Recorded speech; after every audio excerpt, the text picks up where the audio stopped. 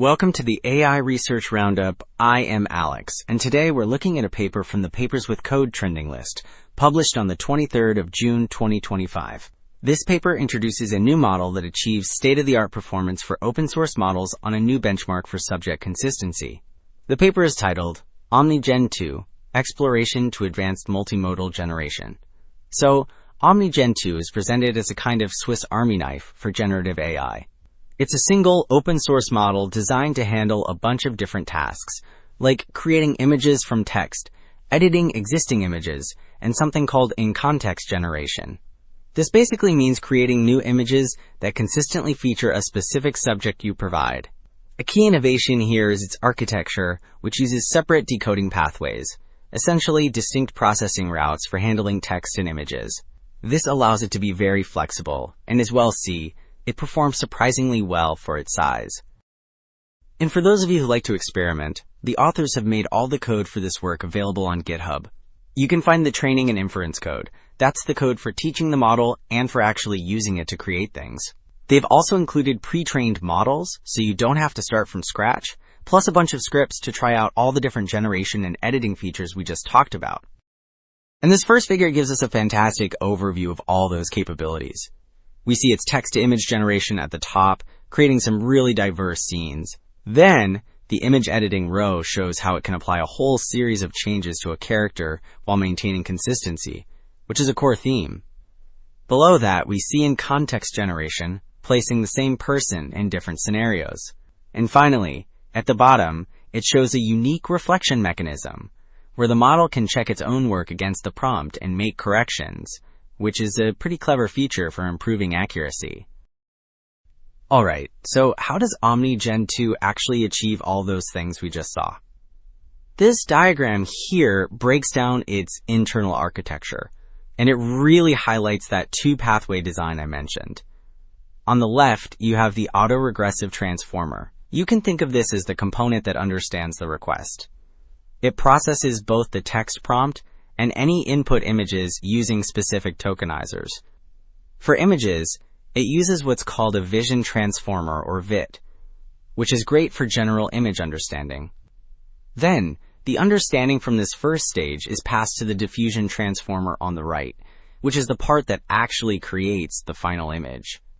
And notice it uses a different image encoder here, a variational autoencoder, or VAE, which excels at capturing the fine-grained details needed for high-quality generation. So, to make that architecture work, especially with multiple images, the model needs a clever way to keep track of everything. And that brings us to this technique called OmniROPE. ROPE stands for Rotary Position Embedding, which is just a way for the model to understand the location of every piece of information. As this figure shows, it gives a unique identifier to the text prompt and to each separate image. Then, within each image, it uses a standard grid for local positions. This dual system is the key to consistency, because the model never gets confused about which object came from which source image.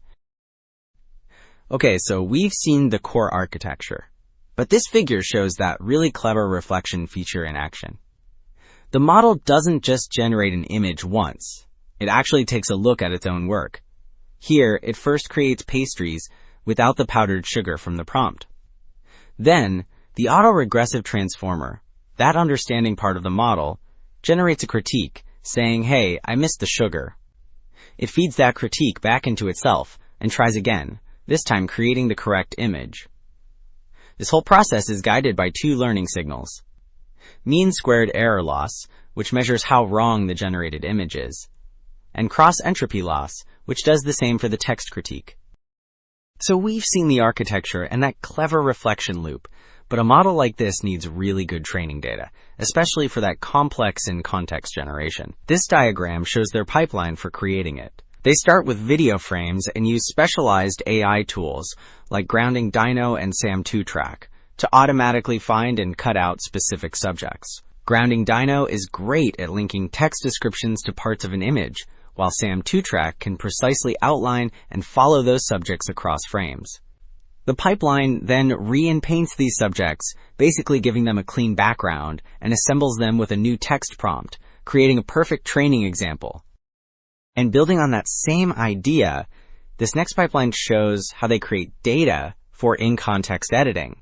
It's a very similar process. Again, starting with video frames and using those same tools to track a person. But the key difference here is that they create two versions. In one, they outpaint the image, which means extending the background to isolate the subject. In the other, they inpaint a different subject into the scene. Finally, an instruction is generated, like replace the man in figure 2 with the man in figure 1.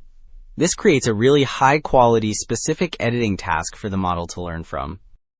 This next pipeline shows a slightly different approach, still using video, but this time to capture more subtle, natural edits. Instead of replacing objects, the goal here is to find two frames where the subject has only changed slightly, like a shift in expression. First, they use scene segmentation to ensure both frames are from the same continuous shot. Then, and this is the clever part, they compare the color histograms of the two images. A color histogram is basically a chart of all the colors in an image. By comparing these, they can confirm the camera angle and lighting are stable, isolating just the change in the subject's pose or expression to create a very specific editing instruction.